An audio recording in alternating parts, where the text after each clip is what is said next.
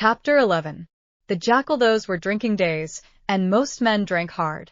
So very great is the improvement time has brought about in such habits, that a moderate statement of the quantity of wine and punch which one man would swallow in the course of a night, without any detriment to his reputation as a perfect gentleman, would seem, in these days, a ridiculous exaggeration. The learned profession of the law was certainly not behind any other learned profession in its bacchanalian propensities. Neither was Mr. Stryver, already fast shouldering his way to a large and lucrative practice, behind his compeers in this particular, any more than in the drier parts of the legal race, a favourite at the Old Bailey, and eke at the Sessions. Mr. Stryver had begun cautiously to hew away the lower staves of the ladder on which he mounted. Sessions and Old Bailey had now to summon their favourite, specially, to their longing arms, and shouldering itself towards the visage of the Lord Chief Justice in the Court of King's Bench, the florid countenance of Mr. Stryver might be daily seen, bursting out of the bed of wigs, like a great sunflower pushing its way at the sun from among a rank garden full of flaring companions. It had once been noted at the bar, that while Mr. Stryver was a glib man, and an unscrupulous, and a ready, and a bold, he had not that faculty of extracting the essence from a heap of statements, which is among the most striking and necessary of the advocate's accomplishments. But a remarkable improvement came upon him as to this. The more business he got, the greater his power seemed to grow of getting at its pith and marrow, and however late at night he sat carousing with Sidney Carton, he always had his points at his fingers' ends in the morning. Sidney Carton, idlest and most unpromising of men, was Stryver's great ally. What the two drank together, between Hilary Term and Michaelmas, might have floated a king's ship. Stryver never had a case in hand, anywhere, but Carton was there, with his hands in his pockets, staring at the ceiling of the court. They went the same circuit, and even there they prolonged their usual orgies late into the night, and Carton was rumoured to be seen at broad day, going home stealthily and unsteadily to his lodgings, like a dissipated cat. At last, it began to get about, among such as were interested in the matter, that although Sidney Carton would never be a lion, he was an amazingly good jackal, and that he rendered suit and service to Stryver in that humble capacity. 10 o'clock, sir, said the man at the tavern, whom he had charged to wake him. 10 o'clock, sir. What's the matter? 10 o'clock, sir. What do you mean? 10 o'clock at night. Yes, sir. Your Honour told me to call you. Oh, I remember. Very well, very well. After a few dull efforts to get to sleep again, which the man dexterously combated by stirring the fire continuously for 5 minutes, he got up, tossed his hat on, and walked out. He turned into the Temple, and, having revived himself by twice pacing the pavements of King's Bench Walk and Paper Buildings, turned into the Stryver chambers. The Stryver clerk, who never assisted at these conferences, had gone home, and the Stryver principal opened the door. He had his slippers on and a loose bedgown, and his throat was bare for his greater ease.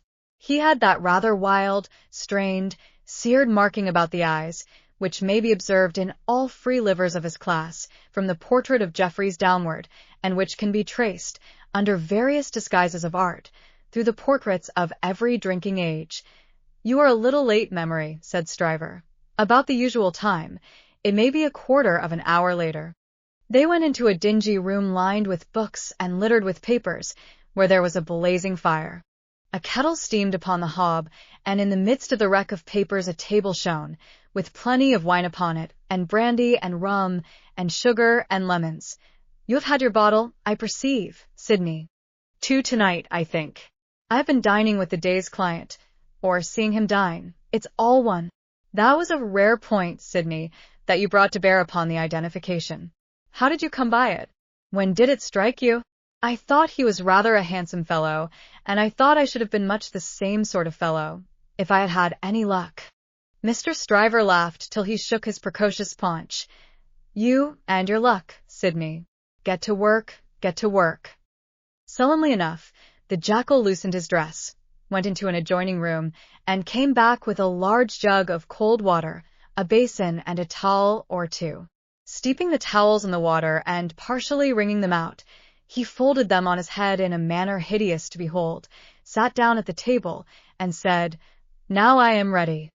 Not much boiling down to be done tonight, Memory, said Mr. Stryver, gaily, as he looked among his papers. How much? Only 2 sets of them. Give me the worst first. There they are, Sydney. Fire away. The lion then composed himself on his back on a sofa on one side of the drinking table, while the jackal sat at his own paper-bestrewn table proper on the other side of it, with the bottles and glasses ready to his hand. Both resorted to the drinking table without stint, but each in a different way, the lion for the most part reclining with his hands in his waistband, looking at the fire, or occasionally flirting with some lighter document, the jackal, with knitted brows and intent face, so deep in his task that his eyes did not even follow the hand he stretched out for his glass, which often groped about, for a minute or more, before it found the glass for his lips. 2 or 3 times, the matter in hand became so naughty that the jackal found it imperative on him to get up and steep his towels anew. From these pilgrimages to the jug and basin, he returned with such eccentricities of damp headgear as no words can describe, which were made the more ludicrous by his anxious gravity. At length the jackal had got together a compact repast for the lion, and proceeded to offer it to him. The lion took it with care and caution, made his selections from it, and his remarks upon it, and the jackal assisted both. When the repast was fully discussed, the lion put his hands in his waistband again, and lay down to meditate. The jackal then invigorated himself with a bumper for his throttle, and a fresh application to his head, and applied himself to the collection of a second meal. This was administered to the lion in the same manner, and was not disposed of until the clock struck 3 in the morning. And now we have done. Sydney, fill a bumper of punch, said Mr. Stryver. The jackal removed the towels from his head, which had been steaming again, shook himself, yawned, shivered, and complied. You were very sound, Sydney, in the matter of those Crown witnesses today. Every question told. I always am sound, am I not? I don't gainsay it. What has roughened your temper? Put some punch to it and smooth it again. With a deprecatory grunt, the jackal again complied. The old Sydney Carton of old Shrewsbury School, said Stryver, nodding his head over him as he reviewed him in the present and the past. The old seesaw Sydney. Up 1 minute and down the next, now in spirits and now in despondency. Ah, returned the other, sighing. Yes, the same Sydney with the same luck. Even then I did exercises for other boys and seldom did my own. And why not? God knows. It was my way, I suppose. He sat, with his hands in his pockets and his legs stretched out before him, looking at the fire. Carton, said his friend, squaring himself at him with a bullying air, as if the fire-grate had been the furnace in which sustained endeavour was forged, and the one delicate thing to be done for the old Sydney Carton of old Shrewsbury School was to shoulder him into it. Your way is, and always was, a lame way. You summon no energy and purpose.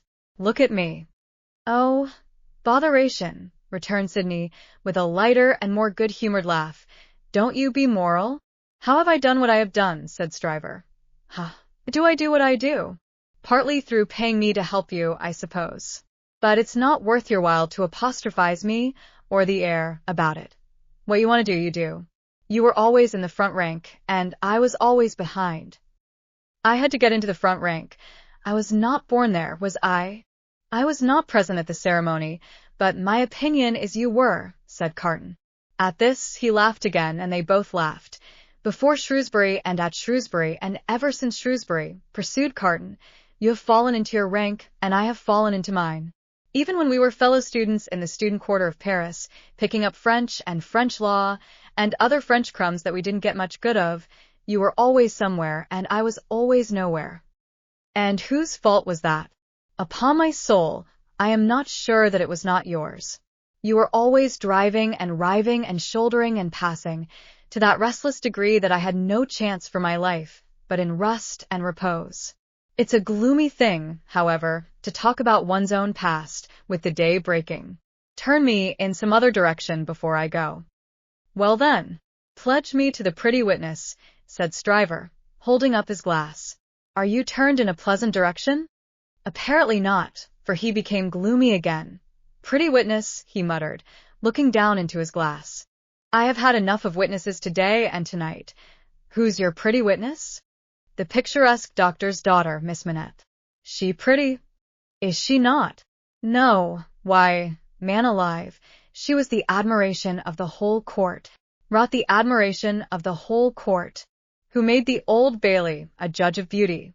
She was a golden-haired doll. Do you know, Sidney, said Mr. Stryver, looking at him with sharp eyes and slowly drawing a hand across his florid face, do you know, I rather thought at the time that you sympathized with the golden-haired doll and were quick to see what happened to the golden-haired doll? Quick to see what happened. If a girl, doll or no doll, swoons within a yard or two of a man's nose, he can see it without a perspective glass. I pledge you, but I deny the beauty. And now I'll have no more drink. I'll get to bed.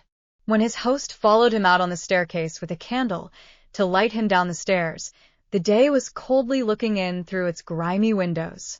When he got out of the house, the air was cold and sad, the dull sky overcast, the river dark and dim, the whole scene like a lifeless desert. And wreaths of dust were spinning round and round before the morning blast, as if the desert sand had risen far away, and the first spray of it in its advance had begun to overwhelm the city, waste forces within him, and a desert all around. This man stood still on his way across a silent terrace, and saw for a moment, lying in the wilderness before him, a mirage of honorable ambition, self-denial, and perseverance. In the fair city of this vision, there were airy galleries from which the loves and graces looked upon him, gardens in which the fruits of life hung ripening, waters of hope that sparkled in his sight. A moment and it was gone. Climbing to a high chamber in a well of houses, he threw himself down in his clothes on a neglected bed, and its pillow was wet with wasted tears. Sadly, sadly, the sun rose. It rose upon no sadder sight than the man of good abilities and good emotions, incapable of their directed exercise, incapable of his own help and his own happiness, sensible of the blight on him, and resigning himself to let it eat him away.